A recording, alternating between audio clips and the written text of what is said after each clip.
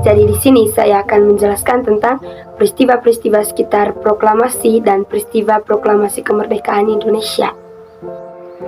Peristiwa-peristiwa penting menjelang proklamasi kemerdekaan Indonesia. Indonesia resmi memproklamasikan kemerdekaan pada 17 Agustus 1945. Namun sebelum itu, ada serangkaian peristiwa penting menjelang proklamasi kemerdekaan Indonesia. Peristiwa-peristiwa penting itu pula lah yang turut melatar belakangi dibacakannya proklamasi kemerdekaan Indonesia pada tanggal 17 Agustus 1945. Ada 5 peristiwa penting yang terjadi menjelang proklamasi kemerdekaan Indonesia, yaitu dibentuknya BPUPKI dan PPKI, pengeboman Hiroshima dan Nagasaki, Jepang menyerah kepada sekutu, peristiwa Rengas Dengklok, dan penyusunan naskah proklamasi. Yang pertama, dibentuknya BPUPKI dan PPKI, Badan Penyelidik Usaha-Usaha Persiapan Kemerdekaan Indonesia atau BPUPKI atau Dokuritsu Junbi Chosakai, resmi dibentuk oleh Jepang pada tanggal 29 April 1945 bertepatan dengan hari ulang tahun Kaisar Hirohito. Sebelum membentuk BPUPKI, Jepang tengah dalam kondisi terdesak karena kalah di Perang Asia Pasifik pada akhir tahun 1944. Di sisi lain, rakyat Indonesia pun kian gencar melakukan pemberontakan di berbagai daerah untuk menuntut kemerdekaan. Untuk keluar dari kondisi terdesak itu, Jepang akhirnya memutuskan untuk memenuhi janji memberikan kemerdekaan kepada rakyat Indonesia. Langkah awal yang diambil Jepang untuk memenuhi janji tersebut adalah dengan membentuk BPUPKI. Meski Jepang sebenarnya memiliki motif lain dalam pembentukan BPUPKI, yaitu menarik simpati rakyat Indonesia dan mempertahankan sisa-sisa kekuatan mereka. Akan tetapi, rencana Jepang tidak berjalan dengan baik. BPUPKI justru serius dan berhasil mempersiapkan kemerdekaan Indonesia. Setelah menyelesaikan tugasnya dengan baik, BPUPKI dibubarkan pada 7 Agustus 1945. Kemudian Jepang membentuk panitia persiapan kemerdekaan Indonesia atau PPKI. PPKI bertugas meneruskan persiapan kemerdekaan Indonesia dan memulai sidang pada tanggal 18 Agustus 1945, sehari setelah proklamasi pengeboman Hiroshima dan Nagasaki. Peristiwa penting kedua yang terjadi sebelum proklamasi kemerdekaan Indonesia adalah jatuhnya 2 kota penting Jepang, Hiroshima dan Nagasaki. Hiroshima dibom pada tanggal 6 Agustus 1945. 3 hari kemudian, pada tanggal 9 Agustus 1945, sekutu menjatuhkan bom di Nagasaki. 2 kota penting itu hancur oleh serangan sekutu, sehingga membuat Jepang semakin tak berdaya. Kekalahan Jepang dari sekutu pun sudah berada di depan mata. Kondisi itu tentu saja menguntungkan bagi Indonesia yang merupakan jajahan Jepang. Sebab kekalahan Jepang memberi peluang bagi Indonesia untuk segera merdeka.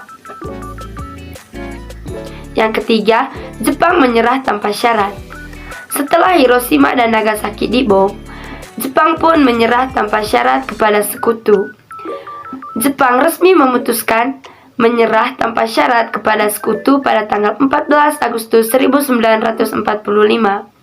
Pernyataan resmi Jepang menyerah kepada sekutu disampaikan langsung oleh Kaisar Hirohito melalui siaran radio nasional pada tanggal 15 Agustus 1945. Dengan menyerahnya Jepang, Perang Dunia pun resmi berakhir. Sementara itu, status Indonesia yang merupakan negara jajahan Jepang menjadi vacuum of power atau terjadinya kekosongan kekuasaan. Jepang sebenarnya berusaha mencegah agar berita mereka menyerah kepada sekutu tidak sampai ke Indonesia. Namun, salah satu tokoh Indonesia yaitu Sultan Syahrir telah mendengar kabar Jepang menyerah tanpa syarat kepada sekutu. Syahrir pun segera menyampaikan kabar tersebut kepada golongan muda yang kemudian bergegas mendesak dua tokoh penting bangsa Indonesia, Soekarno dan Muhammad Hatta, untuk segera memproklamasikan kemerdekaan. Yang keempat, peristiwa Rengas Dengklok. Setelah mendengar kabar Jepang menyerah tanpa syarat kepada sekutu, golongan muda pun mendesak proklamasi kemerdekaan Indonesia segera diumumkan. Namun, golongan tua berpendapat bahwa proklamasi kemerdekaan Indonesia sebaiknya dilakukan secara terstruktur dan mendapatkan pengakuan dari negara lain. Perbedaan pandangan itu kemudian membuat golongan muda berinisiatif menculik Soekarno dan Muhammad Hatta ke Rengas Dengklok pada tanggal 16 Agustus 1945. Soekarno dan Hatta dibawa ke Rengas Dengklok demi menjauhkan dua tokoh penting bangsa Indonesia itu dari pengaruh Jepang. Penculikan Soekarno dan Hatta oleh golongan muda ini disebut sebagai peristiwa Rengas Dengklok. Setelah 1 hari berada di Rengas Dengklok, Soekarno dan Hatta akhirnya setuju untuk memproklamasikan kemerdekaan Indonesia selambat-lambatnya pada tanggal 17 Agustus 1945. Penyusunan naskah proklamasi dari Rengas Dengklok, Soekarno dan Hatta dijemput oleh Ahmad Subarjo, kemudian dibawa kembali ke Jakarta. Setibanya di Jakarta pada dini hari tanggal 17 Agustus 1945, mereka singgah di kediaman Laksamana Tadashi Maeda untuk merumuskan teks proklamasi. Yang kelima, penyusunan teks proklamasi kemerdekaan Indonesia terjadi di ruang makan rumah Laksamana Maeda. Di sana, Soekarno-Hatta dan Ahmad Subarjo merumuskan teks proklamasi dengan disaksikan Sukarni, B.M. Diah Sudiro, dan Sayuti Melik.